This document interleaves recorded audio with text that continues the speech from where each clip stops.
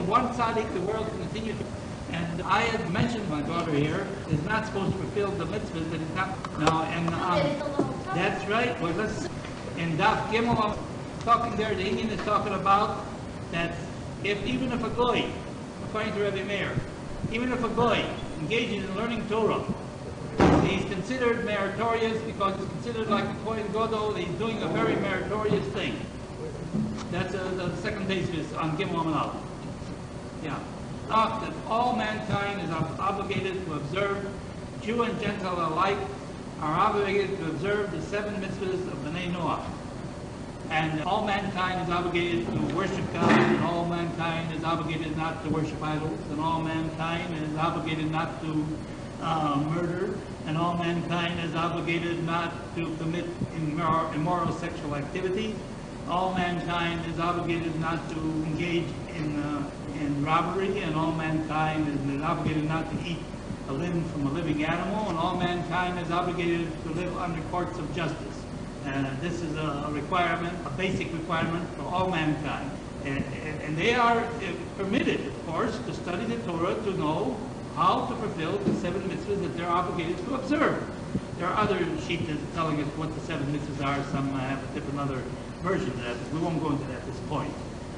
The Ilu B'Shar mitzvahs, because if we were talking about any of the other mitzvahs, Nun Tes of an Aleph, Ovidei Lilim, a person that worships idols, that means a person that is not a Jew, or Osik B'Torah Chayiv Nisa. A person that engaged in learning Torah just study and not in the 7 mitzvahs, he's obligated to be put to death. And he's got a death penalty on it. Of course, nobody's going to put him to death. But the severity of it is that he's not supposed to do it. A goy is not supposed to keep Shabbos or anything. But I'm surprised, since we just learned that according to the Gemara says right on this dot here, right on this dot, there it says like this there. What says Nimrod. You see the Nimrod you have there? Nimrod there. Nimrod, the wicked king of Babylon, threw a fish into the fiery furnace because he refused to not worship idols. He didn't want to worship idols. Refused to worship idols, so he threw him there, or Kastim into the fiery furnace. Rashi, I'm reading Rashi. Shelo Kibo Allah, to worship idols. Shini Osro Noach, it was prohibited in Bnei Noach to worship idols. All mankind is not permitted to worship. You're not supposed to blaspheme God. Abraham ben Noach. Abraham was a ben Noach. Here it is. Shelo Hayo B'Shas Matan Torah. Because the difference is he wasn't at Matan Torah. Matan Torah is what? Wait, are you talking about whether Abraham Avinu was a tzaddik gomer? No, it says that he was never human. He was a ben. It says so. Rashi says so. Out of my mind says my Rebbe Rabbi David Rabbi, he always used to say that plus the additional Mila. Obviously, they were of course also tzaddikim gorim. They were Nevi'ah, and obviously they were a very superior type. Halavai, we should emulate their example because obviously, again, Avraham Avinu Mekayim Kol HaTorah Kula, and so did our Rebbe. Oh, the thing is, he did it in a way that was. See, there's a way that you won't. It's got to be a complete dedication, and nobody's stopping him.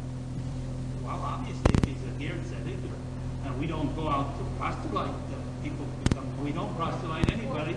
We don't proselyte anybody to become Jews. We try that everybody should worship God. That is perfectly legitimate. Everybody should worship God. Everybody should not worship idols. There was a question here But because there was a unfortunately, in all generations, we've had many people that tried to undermine Judaism. This is sometimes, I remember my father, Sholem, used to be quite a scholar. He loved measures a lot. And he made himself quite conversant with their testament. And he was a master of Hebrew, so he could all the time best them in any argument they would give. He even wrote a book on something, never been published. I have the manuscript, and one of these days the Bible. You can't fight ideas with force. Let's get back here. We have this mimer in Yoma. Now we have other Maimorim that tell us how much the minimum requirement. Not like you all have heard, I suppose, that there has to be Lamed Vav in the world for the world to continue.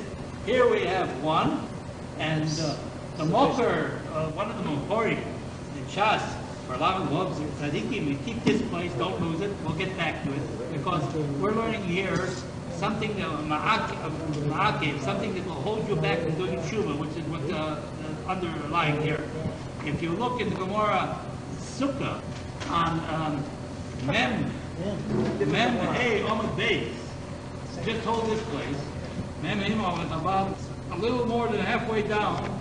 Mem Hey Omid Beis, that's page 90. That's Perik Rabbi, about a little more than halfway down. Rabbi says, you have it, so the Gemara Sukkah? All right, so I'll read it.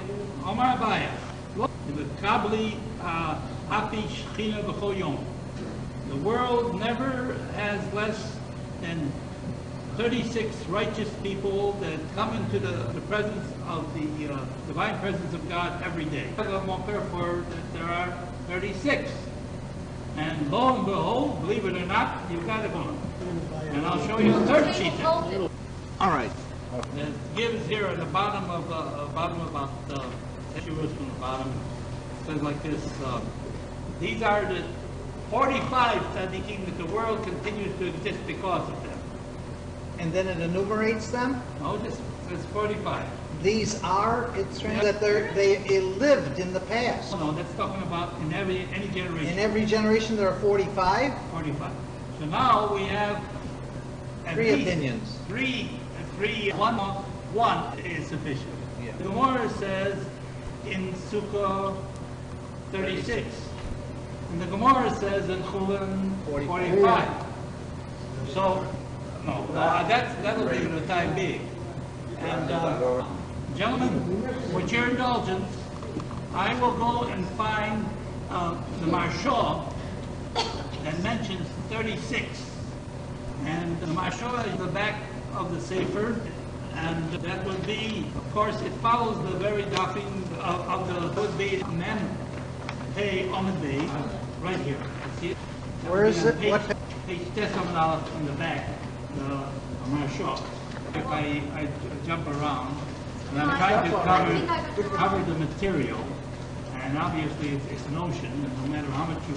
How does it start? Well, Daf Tes Omid Aleph. I got Daf Nun Aleph. Hey Omid Beis, but in the Marshaw, it's Daf Tes Omid Aleph. It repeats, it I'm starts on the page test. It would be right here about right in the middle here. Lo Aleph, I think right here. Isn't that a Nun Aleph? Daf Mem Hey Omid Beis. Here, come here, it's 12. I'll show it to you. I don't get that in this Gemara. Here's where I am. You got it right there. That's where it is. But that's Daf Nun Aleph. Oh, I see what you mean. It's printed differently. Unfortunately, each one of these, this is the problem. We have different editions. Yeah. And they all printed and different dafing. It's the same problem I found in your Yerushalmi. When I study your Yerushalmi, I find different versions have different dafing. It's not, you can say Hey Omid Aleph, and every probably has Hey Omid Aleph. That's a much better. I'll find it for you. It's not less than 36 tzaddik. Moshe looks kasha. It's a little difficulty. He says, they're talking about 45 tzaddik in the world exist upon them. Ein Shom. A million mem hate. How can you fix that up? Yishlomer, you can answer awesome there when you're talking about that the world needs to exist just by their actions. Omar. That's talking about that you have to have 45 tzaddikim are Gemurim, complete righteous types, and 45 of them is a minimum requirement. And presumably the 36 is talking about where you have to have that they're great learned in Torah.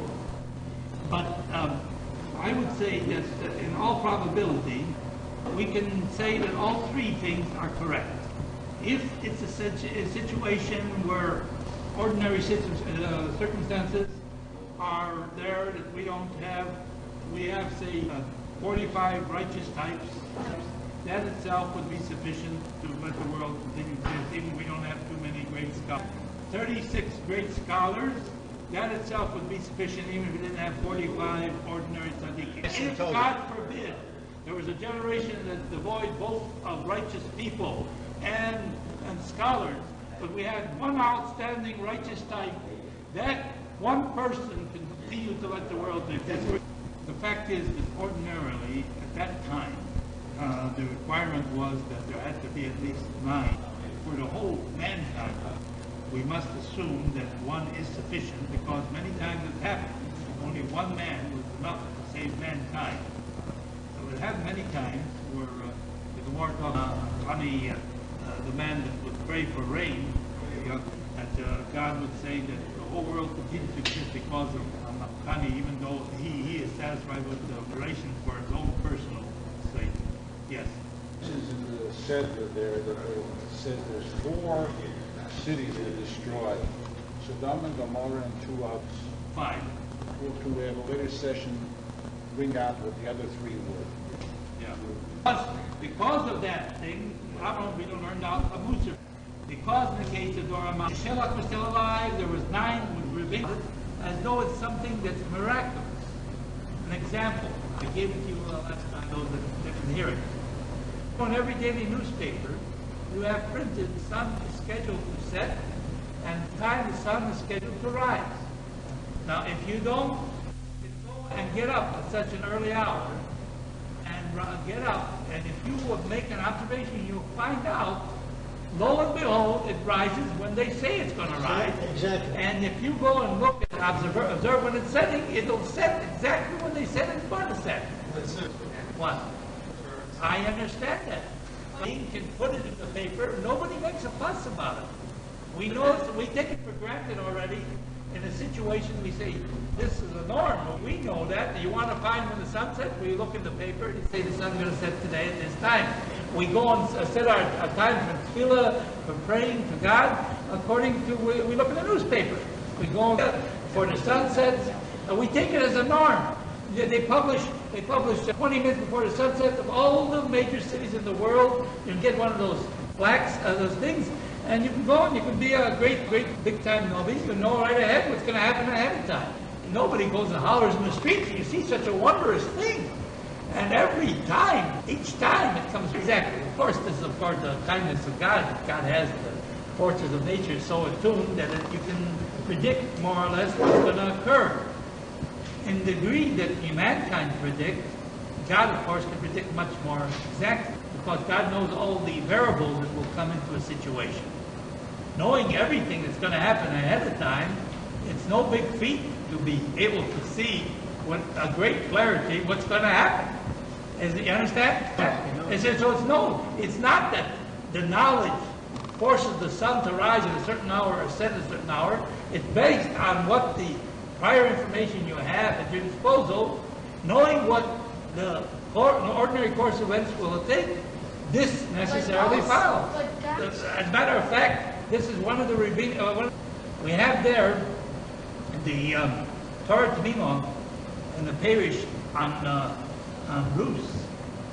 It says the Halacha Meshmi Sinai describes how Moshe Rabbeinu tells how to write the Megillah Rus.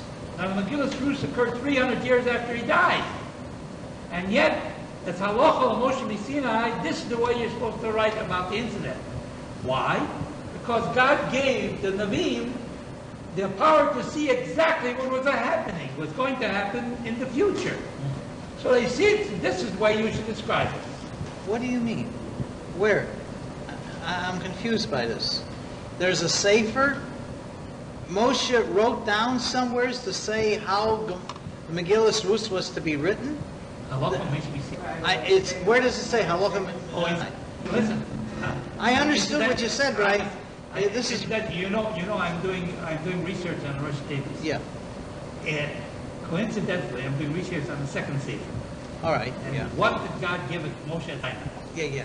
One of the things he had there was Halacha Meshmi Sinai. He knew all these things were going to happen, and he said, "This is what you're supposed to do. If you'll give me a chumash, give me a chumash." There's something that has no reason. This is the Kri and these Ksiv. You have a Masorah, the tradition. How you're supposed to read various psukim, and how you're supposed to write it.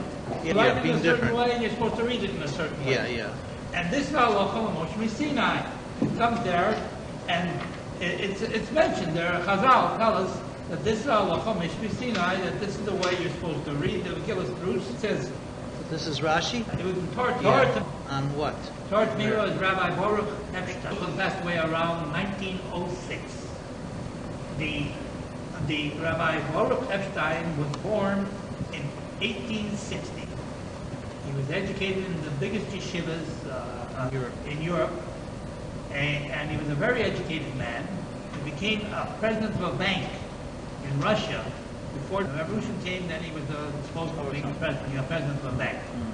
And he lived until 1940, our time. And he was a Goan Olam. And he wrote the Torah Mima, where he gathers from all Chazal and comments on the Chumash and Rus and other places. And one of the things he says, for instance, if you look in Rus, in the book of Ruth, in the back of the Chumash, if you look in page 180, way in the back, page 180, there are various places that tells you Ksiv and It's written one way and it's pronounced another. and Ksiv, read but don't write. There's also Pasuk Hey. Who put in these instructions in the small printing to read it this way but don't This write? is Masorah. This is our tradition. That's a tradition. Halacha Moshe Messina. Okay, so You read you it. pronounce it one way. differently. Yeah. Like for instance, in Perik Gimel, Pasuk Hey. And she said to her, Ko asher Tomri, and then the word Eli is not written. But you're supposed to read it as though it's written. As said. We advent of printing, everything was like handwritten. Found what appears to be a mistake. Nobody took it upon himself to correct the mistake. He wrote it the way he saw it. But then we have traditions that tell us this is the way you write it, and this is the way you read it. And she said to her, everything Eli to me is necessary for the meaning of the. Because we have a tradition, you're not supposed to. And you're supposed to say it in a certain way and everything. And this is Halacha Mishmisina. We have many of these throughout Shas talking about various things that you're supposed to do. And this is something that the Torah Tzmima discusses with some length. If you wish, Friedlander, today, bring you my notes on this, and I will discuss it further in this thing. I don't want to take the time. I want to get back to the subject at hand, which is the Joker in the old way. Right. All right, sorry. Any rate, let's go back to the Gemara in Yoma, about 5 shuros, 5 lines from the bottom. Once a person has gone over a majority of his years of a man, a person has gone. So what's considered a majority of his years? Matter of fact, this is quoted, if you recall, I quoted this once before in a Taisvis. You remember we learned, I quoted you a Taisvis in the ending of the first chapter, Ashutim, and it says that a person that comes to a majority of his years and has fought valiantly not to sin, God will at that point help him fight the Kitzur Hara. No, usually the ordinary person, 70 years of age. So the majority would be from age 36. Yeah, if he has worked all this time up to this point. It's possible Majority of that his you years. have experiences all the way through the whole thing that lead you to understanding. You understand many times, whatever it is, in fact, we assume we're talking about the ordinary case. When the Gemara talks about a case, talk about the ordinary case, not talking about the exception. That's right. So God knows how long he's going to live. And only God is in position to make that evaluation. But at any rate, so it says this. God watches the feet of his highest one. Of course, and the traditional explanation of a chassid is a person that goes within the spirit of the law. Doesn't just consist upon the actual letter of the law, but goes within the spirit of the law, does better than the law requires. The Bay Rabbi Shilo Amri, the Yeshiva Rabbi Shilo, Kibbutz Shabbat, since it comes to his hand, an opportunity to do a transgression. One time, Shnio, and a second time, and he doesn't succumb to it, he no longer will be prompted to sin in that area. Therefore, God will watch the feet of those that are pious. Omarish Lokish, Mike C. Well, Posik to tell us that it's posting in Mishlei, in the 3rd chapter. Even he takes pain. If a person is a free thinker, God allows him to be a free thinker. If a person is a pious type, God gives him grace. Now, this I've been quoting you many places. Now listen very carefully. This statement, and you'll see it right here, on Shabbos posting law. A person comes to make himself unclean. Tamei means impure. God gives such a person an opportunity to do the improper thing. Doesn't mean that he wants him to do it. He has that opportunity. And the ability. And he has also the power to do it. And the ability to do it. Because if he did not, the question of the bechira, freedom of choice, would be meaningless. If a person says, I want to sin, but he can sin, it's empty decision. A decision not backed up by anything. The fact is that obviously if a person makes such a decision, he's ill-advised, and obviously he's going to be punished for such a decision, and it's going to lead to a lot of other improper things happening to this person, and obviously it's something that you should ill-advise to pursue at that level. On the other hand, all the Torah, the person comes to make himself pure, Messiah also, God actually helps him. Not only does God give him opportunities to do mitzvahs, but actually helps him. This is what we're talking about. If a person really wants to do tshuva, this is now less than a week before Rosh Hashanah. I really wanted to. If you really want to do tshuva, and you're really working, and you try to avoid doing Aveira, the first principle is you got to make a definite decision that you want to avoid doing bad things, and you want the good things in the eyes of. That decision must come from you. It will not come from God. It is your personal decision. As you've seen in this Gemara, for the sake of only one righteous type, obviously it's got to be a complete righteous type, the whole world can continue to exist. So it's not debating the question and say, what's the use of trying to be a righteous type when so many, God forbid, so many people are not righteous? What difference does it make if one person engages in this thing? It makes a world of difference. The whole world may depend on your shoulder. Who says that the other people should be the tzaddikim and you should not? In this week's Jewish press, there's an illustration of what you just said.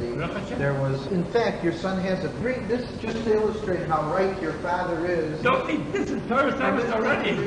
To ever contribute to this wonderful class. That you're less of a contributor than anybody else. Oh, here it is. It's from the Gaonim, Tales from our Gaonim. The month of Elul is upon us, and the days of awe, the high holidays, come ever nearer. Those who remember the towns and the cities of Europe can still feel the awe that gripped Jews and the spiritual flame that burned in their souls. The name of Rabbi Levi Yitzchak of Berdeder, the great defender of Jews, is forever linked to the days of awe. It was he who would rise in the synagogue and fight the persecuting angels who sought punishment for Jewish sins. You see, at every time you must understand, we've had great righteous people, tremendous battles for the sake of all mankind, not only for themselves, not only for the Jews, but for all mankind. This is the beautiful battle that you're invited to join. Invited to join. Don't assume that this battle has been won for all times. Not at all.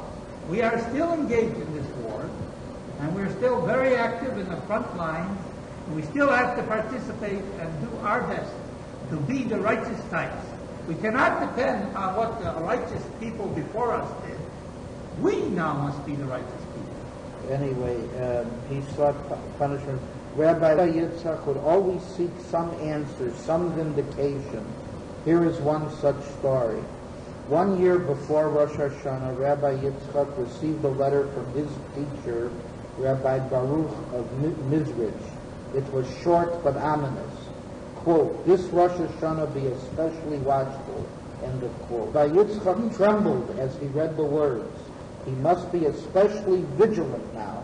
He must find some righteousness and vindication for the Jews that will defeat the great menace that threatened them. And so, as was his custom, before Rosh Hashanah, Rabbi Yitzchak began to wander through the streets and alleys of the poor section of Berdichi and seeking that vindication. Suddenly, as he wandered through the darkness, he noticed a light burning in the window of a poor and fragile house. Through the window he could see a young woman sitting, bowed before a table, reading a supplication. Techinas. Knocking on the door, Rabbi Levi and Yitzchak entered. The woman was greatly agitated to see the great rabbi, for she knew that he often would go through the streets of the city exhorting sinners to repent before Rosh Hashanah. Without giving the rabbi an opportunity to speak, she began to cry, "Rabbi, it is true that I have sinned, but I have repented and done all in my power to cleanse my sin." "Do not be sad," said Rabbi Yitzchak. "You are not a sinner. On the contrary, you have a great merit in heaven, and that is why I was led here. But tell me your story." Anyway, it's a long, sad story. And the point is that because she was doing this, was able to save the Jews of their... So never, a person should never assume You're that right. their actions are individual. They are acting on them. That is what the point I'm trying to bring out. You are not subject to what somebody else will not be prepared to do. You can become the one that on whom the whole world depends. Every person sitting at this table can become that great tzaddik. And halavai, we should all become that. No problem. And I mean, a minimum we can do without. We can have a maximum. Halavai, everybody can be tzaddik. All right, let's go further. Mike, we didn't get there yet. We have to work. He says everybody... Excuse me, sure. But unfortunately, if the shoe fits you. All right. Well, when we say vidru, we say confession on Yom Kippur. Whole thing as well as an individual thing. How come Oshamnu Bogadnu is in the plural, yet we ourselves are confessing? Why shouldn't it be in the singular? Because we want our tefillah to have the maximum will before God. If you are, your merits are much greater than if you are an individual. It carries more weight. If you are in the midst of the Jews. And unfortunately, we all have areas in which we can improve upon, but by the same token, that is a good point. If we recognize we have these areas, halavai, we can go and work at it. This is the Gemara in Rosh Hashanah. The Gemara has discusses when is mankind judged. And there are 4 shittas. 4, you've heard this before, Rabbi Yehuda, Rabbi Meir, Rabbi Yossi. Each one has a different opinion. Majority opinions like Rabbi Yehuda, Rabbi Meir, Rosh Hashanah, God sits in judgment, and Yom Kippur, he decides the final decision. But also we have 2 other shittas, one that every day in the year you have a Modabadin, another one every hour. I mean, so according to those shittas, and even in the areas where you're not, if you go and put in your tefillah, and you speak also not only for yourself, but for all other Jews similarly situated, your tefillah will be makubal, because God will accept the tefillah of the Jews as a mass, as a community, even in times when there is not an ordinary Modabadi. Because How come it's never been if there are some things that between Adam, then you should say you should go and say to Rabbi privately. God knows what you did, and you know what you did. Is that anything that you're trying to It covers Baruch Hashem, the whole gamut of whatever a human being could possibly do wrong. You look through the whole list there, you can find the whole thing. Corner a person that was determined to violate all the commandments in the Torah. So he came to Rabbi, I have made my decision. I'm going to violate every commandment in the Torah that I can violate. And I show you a list of all the commandments that I violated. I want to know if it's complete because I will have no rest until I complete it. And the rabbi looked over the list and he said, that looks very complete, but there's one thing, a area you have not done yet, that will make it complete. That's where it's coming up. So what is the area? You have also to commit suicide. It is against the halacha to commit suicide. And obviously this isn't true. Because in our thing, last week's center is, I've given you life and death. And if you do this is really modest what it is, committing suicide.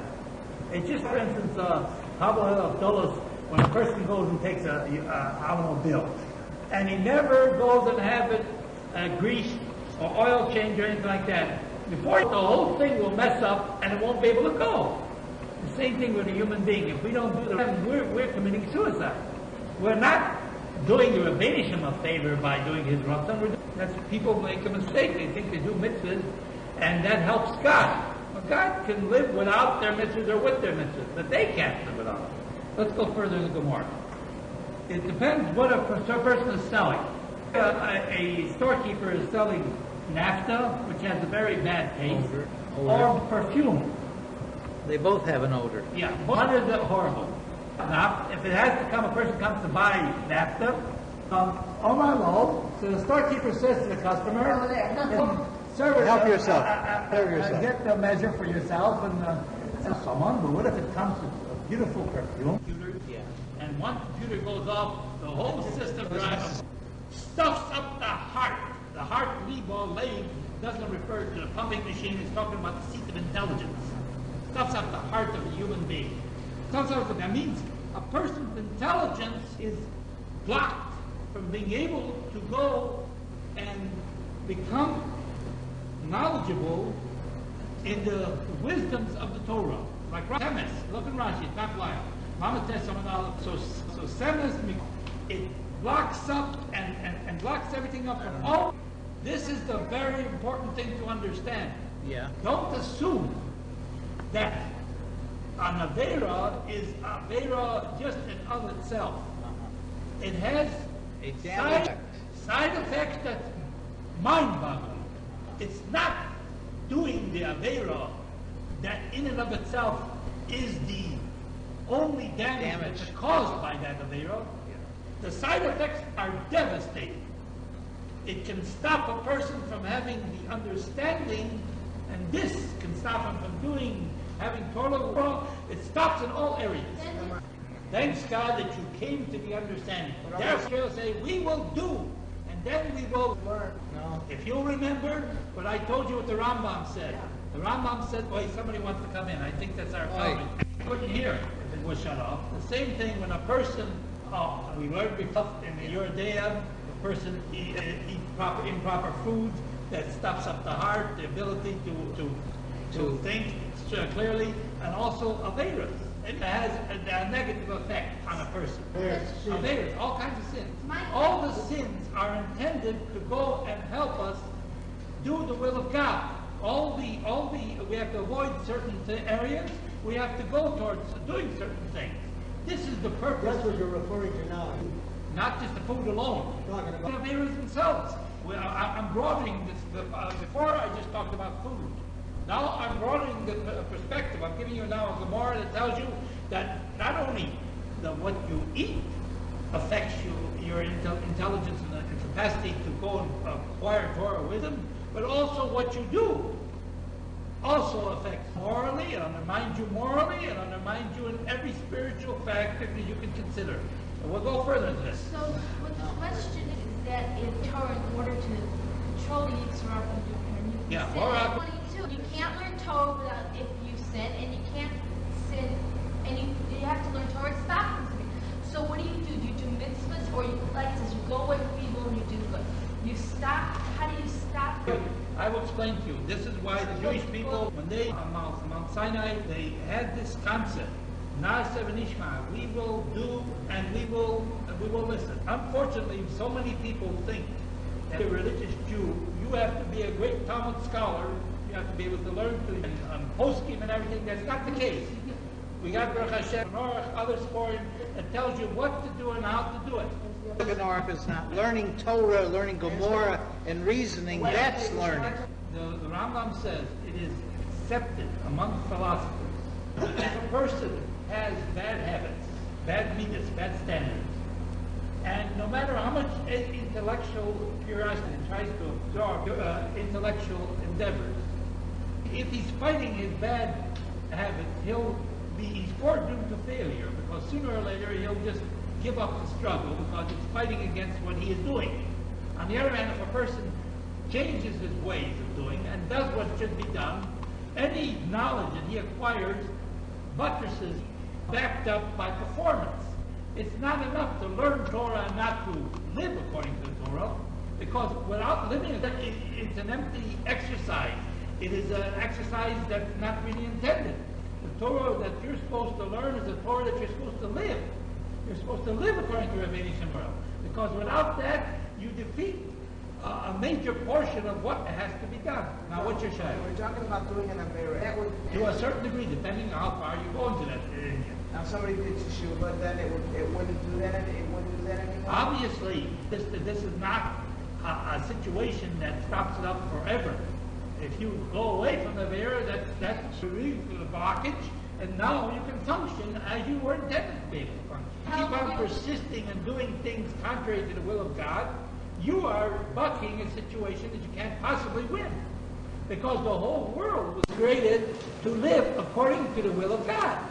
Now, it's just like you have a square peg in round holes. It's never going to go in because it's always in the wrong area. Whereas if you conform to what the Rebbeinu wants you to do, you'll be amazed how wonderful everything works out. First of all, it begins to sink in the Torah concepts, and I'm beginning, and lo and behold, everything else is falling in place. It's so late, he would have davened Meir, he would have been...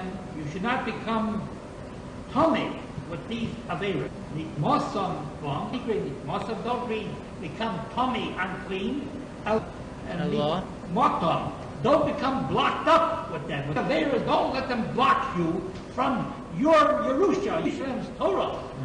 Yet this is your inheritance. Don't let your averas block your inheritance, your right, your wealth, your chiluk and olam haba, your beautiful future. Don't let yourself be cheated and sold a bill of goods and not take it. Don't become unclean with them.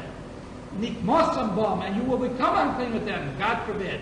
If a person, God forbid, makes himself a little unclean, Tommy was so hard. So that causes the possibility he gets blocked unclean. Melamato, and Tommy was so melamala. So also it happens that above he gets that decision that he is now considered tummy, unclean. If he makes himself unclean in Olam Hazeh, he makes himself unclean for the world to come. You should make yourself holy. He said Kedoshi.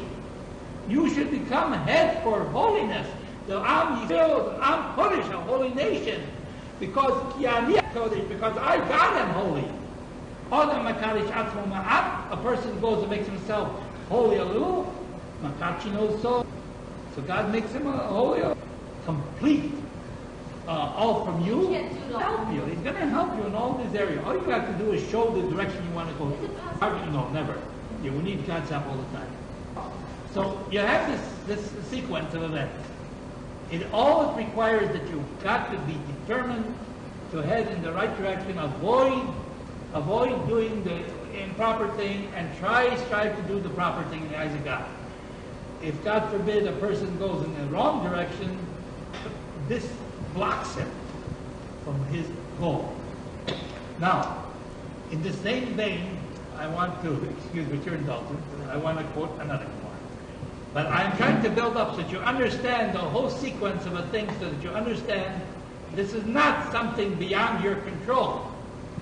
You are very much, it's in your control. If you make the proper decisions and persist in making them, nobody can do it for you, incidentally. I can talk for 100 Purim to go away from evil and do good, but unless you strive also to do the same thing, it's not going to take. No, you can't do it by prophecy. Everybody's got to make that decision and do that struggle himself. That's right. You sometimes have to go and do good in order to go away from evil. And sometimes you have to run away from evil. Sometimes it's beyond. You help those that are more unfortunate than yourself. And you persist in that endeavor. And you try to do it now. Give me more rocha. All right, gentlemen? Any questions so far? Yes. Okay? It says that God watches the feet of the Eden. Yeah. So, I'm sure he watches feet of tzaddikim as well. yeah, the chassid. All right, so my question is that the chassid is the one who runs away from evil. God goes within the spirit, but if Because I'm trying to analyze why it says that God watches the feet of the chassidim, because it means... Person comes to make himself pure, God helps him. The word Oh, pure. that means comes to make himself pure. So how does he come with his feet? One of the Because ways why should it refer to the feet? When it says that it's with with our hands that we make ourselves unclean. Not with our feet, with our hands. Well, I can surmise certain things. There is a pasuk that says, "Sheker ein lo raglayim." Translates, Falsehood has no feet. falsehood has no feet. That's in Mishlei, I presume. Well, I don't know. That was Somewhere. So the important thing, are only it's only a figurative statement. When a person goes out to do a To do, mitzvah, yeah. you have to go make an action usually. Uh-huh. Sometimes you can fulfill mitzvahs losaseh, avoiding evil, just by not doing anything, just with the temptation, if you will. That's one way of doing it. Sometimes withstanding the temptation that's placed in front of you, and you don't succumb to temptation. That's one way. But usually you have I- to do something in order to avoid it. I remember you're saying that God has like a passion to hear the tefillah of the tzaddik. Like evil decrees. So in the same way, God has like a passion It's or more not, you- to watch the feet of the chassid, who's not yet a tzaddik, but the Wait, chassid what do you is mean? anxious Who to said do the the chassid is mitzvah. not He's not the same level as a tzaddik. Why? Otherwise, the word would have been used, the tzaddikim.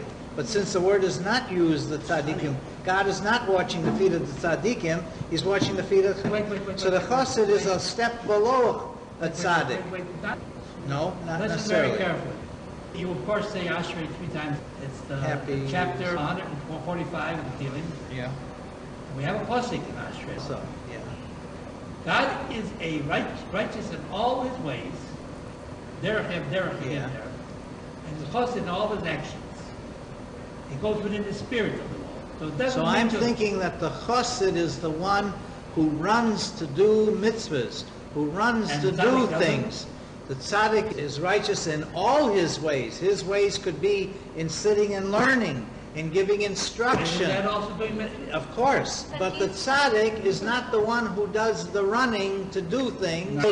because the tzaddik, I- I'm more or less combining it with the No. idea, No. the tzaddik telling the chassid what to do, They're and tzaddikim. They are capable of being tzaddikim. all of us, that's true. Now, read this is. The fact is, I won't, Baruch Hashem, if you get to that madrega, I wouldn't quibble if you became a tzaddik. You're heading in the right direction. And we have here a Gemara in Shabbos. We have any Gemara Shabbos? That's the only other one there is. This is Shabbos, yeah. All right. This Where? is page 291. Shas Gemara.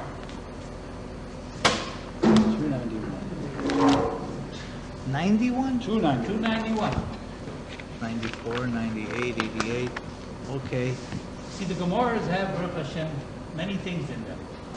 A veritable ocean of many things in these. And right in the beginning, Kuf Mem, right the first word.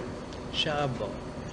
So, Actually, we can start from Nachosh. the first line and the bottom of Kuf Mem Hey Amid Beis. okay. Because after Yeah. What word? the last line, the third word, in the last line. Why are Goy afflicted with this type of... Zoamim is translated in many ways as sensual impurity. They are afflicted with this particular thing, sensual impurity. Omdu al Har Sinai, because they did not stand at Mount Sinai and Kabbalah Satorah. Because the Kabbalah was a purifying factor to the Bnei Israel who accepted upon themselves the obligation of observing the commandments of God's Torah. Now let's continue. Now on top of page Kuf Mem Vav Omanah in Shabbos. Time that Nochish, remember the serpent, came on Chava. There was a Maimorim that say two explanations for this. One is that he gave her the bad advice that he gave, that she should ignore the will of God and do what he suggested she should. And that's one explanation. In addition to that, there is another explanation. Excuse me for mentioning it, but it is mentioned here. That he had intercourse with her. Serpent. It says that he stood on his legs. He originally had legs. and arms like a human being. No one that- And he's very sly, very Smooth. As a matter of fact, in Obis Rabbi Nosson, he says there was a tremendous thing lost when the serpent was cursed the way it was, because we could have had serpents that would be servants for all of us, and they would be able to go and Like dig up robots. hidden treasures for us, and we would have wonderful. They were Oh, you have to go. planned to be robots Yeah. for us. It'd be wonderful, it'd be wonderful. Get to First it, of let's all, get into it. it is species. I don't want to get too far into it because it is prohibited for a Jew to delve too far in the creation of things. But regardless of that, yes, regardless of that, I'm touching right. on this for a certain purpose. I want you to know we're going to learn a Marshal. And I've been quoting the Marshal quite regularly now for the past 3 or 4 sessions. And I want to assure you that Baruch is a Talmud scholar. And Baruch Hashem, from time to time, he gives beautiful explanations. We got to do it in 20 minutes. I'm putting pressure on you. Because It's very nice, you know. All right. Unfortunately, he took about Zoama. He put on her this uncleanliness sensuality that affected all her generations. That means the lust, the desire that the man has. uncleanliness. Remember what we learned? That Stems when you from- do an Avera, and this It's is an lust. Avera, this is an uncleanliness. This Israel it kept on going, generation after generation. Would you let me read it? Let's And we'll see. find- When Israel stood in Mount Sinai, tendency for uncleanliness was removed from them because the Torah fire and the Rabbi Shalom cleansed all the Bnei Israel from all the tumah that they may have had because of being the descendants of Adam and Chava. For all generations. All generations. Keep Answers going. will be here. Hold your questions. And the answers are all here. But Oklahoma, unfortunately, that they did not accept upon themselves the obligation to observe the mitzvahs of the Torah, it still continued what they had prior. The Tumah Mitzvah. What about the converts? Yeah. What do we say about them? We say if they accept upon themselves all the other things, they have Bezdin and they have Kabbalah mitzvahs and Mila and all the other things that are required to have a kosher conversion. Omarle, Afalga, Inu, Lo Habu, even though they weren't there at Mamad Har Sinai, Mazlehu Habu, they're not. As we learned in yesterday's Sedra, the Ksiv, as asher yeshno po imanu omer hayom, lifnei Hashem Elokeinu, I am, God says through Moshe, I am making a covenant with those that are with us today, and those that are not with us. All of the future generations that would be of the Jews or of the Goyim that would become Jews were also covered under that classification. Anytime they have removed from them, and they're a Jew, and they have the obligations of a Jew, obviously. Okay. It's not just becoming a Jew, you have to observe the mitzvahs of the Torah. Now this concept disagrees with another concept. The Rabbi Kama says, no, we didn't have to wait till Matan Torah for this tumah to go away from the Jewish people. It even occurred at an earlier period. Among Abu Sayyid. It took 3 generations of great tzaddikim of our forefathers before all this uncleanliness removed away from them. Was a great tzaddik as well. There was still something lacking. It was not all he should have been. Right, so. Holiness, Esau, was still lacking. Yeah. Yam Shum Zofi. There was no longer any blemish in them. So even tzaddikim. Who said this about? So this is Rabbi. One said they had to wait till Matan Torah before the tumah went away. The other one says no, it occurred even earlier, before Matan Torah, at the time of our Obos. By the time it came to Yaakov Avinu's time, it was all completely gone away. Yeah, it took 3 generations of tzaddik. That's possible. All right, now give me a Gemara and your bonus. Israel, certainly from Matan. What we don't have to do as an individual Jew, let's stay out of it. Yeah. Very simple. If a person is to wipe the slate clean, so now he can function as a person that serves both of them. Yeah, what page? This is Kukim. I don't want to go into it. All I wanted to go is emphasize the part that I'm emphasizing. I don't want to go into other details and speculation and things there. Incident, it was only Chavez. Adam had nothing to do with it. But it was transmitted. According to the the according to the Timimov time in his parish on the Chumash, on this posik that we talk about as Pope, he brings down this mimer and he says by virtue of the fact that she had lived with the serpent, and this descended to all her descendants. Yeah, but that's But she gave the apple, so to speak. When she gave Adam the apple and he tasted of it, He was that also became. this That's why we all have to sweat for a living. well, Oh yeah, that's right. It was supposed to be a Gan Eden. You're right. I'm still sweating. I don't know. anything that the Rishonim consider good is evil in relation to tzaddikim. The tzaddikim hate what Rishonim love. In Russia, he tried to pursue Yaakov, his father-in-law, and he said, "You be very careful. Perhaps you speak with Yaakov, right? To speak evil, certainly that he should mention. Shouldn't speak evil to Yaakov. Yeah. Why? From here we learn out. The boss and unfortunately, tzaddik and the Russia three views of what is important and what is good. If you go to a Russia, what he considers important, considers the most least of the least. Russia considers material advantage the most important thing in this world. And satisfying his senses. Satisfying A good his state. senses and his senses. This Right. is by a Russia the greatest thing. But I think this is the worst curse that you can possibly have, to be filled up with just materialism and passionate longing. By Tzaddik, this is the basis of what he desires.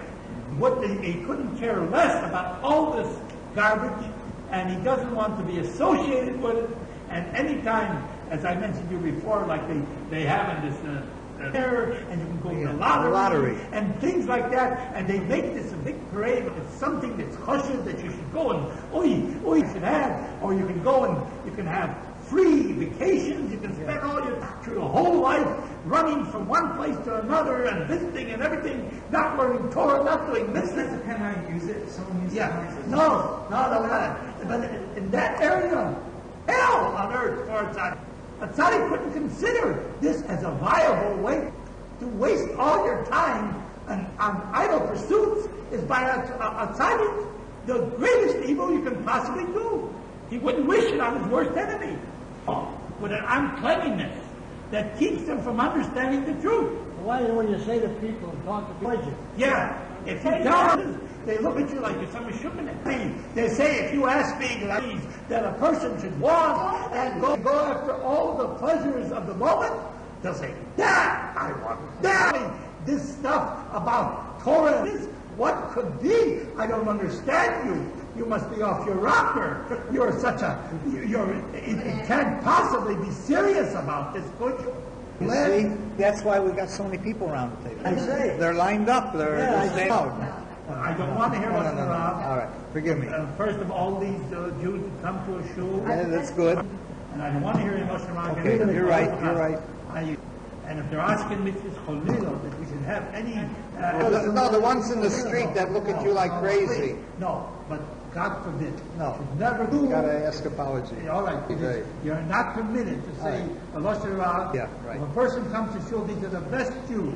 I know when I go to the Hammond Cemetery that I had the school done with these men that are laying there for 17 years. I would go to the minyan, daily minyan, my father always showed them.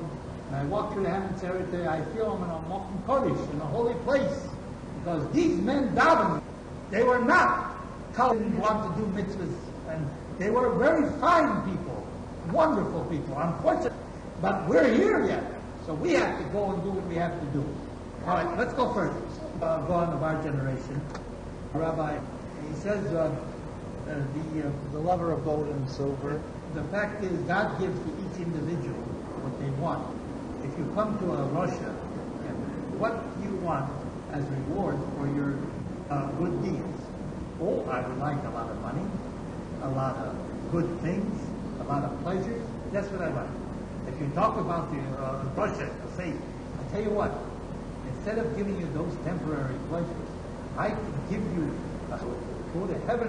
Oh, I'm not interested in that. I don't understand that at all. Don't give it to me. I have no shayach. On the other hand, you go to the tzaddik. You're engaged in a lot of meritorious activity. You're trying to. How about it if Rabbi Shalom gave you your schar now? Would you like it? And the tzaddik said, "Oy, Chalil v'chayim, what such a klola! I couldn't want it. Chalil v'chas." This is the way a tzaddik thinks. All eternity.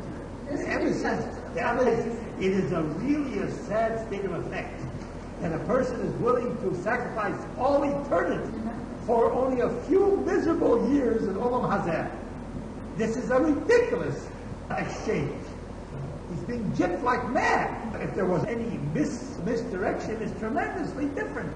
Giving a few Indians for $24 worth of beads. Worth only $24 worth of beads even at that time. Worth much more. Don't consider it. You can offer something better than the next one's got. This. They haven't got the intelligence to begin with. The Gemara is a repeat of the Gemara in Shabbos.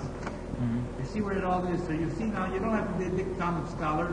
All you have to do is follow the cross references, and you can follow any place, in many places in Shabbos. Sometimes one doesn't describe it as far as deeper. The Gemara in Shabbos gives them a placus. If this one doesn't give that possible. Now it is there. Fine. So that would be now we're looking at Marshal. Oh, I was looking at the Marshal.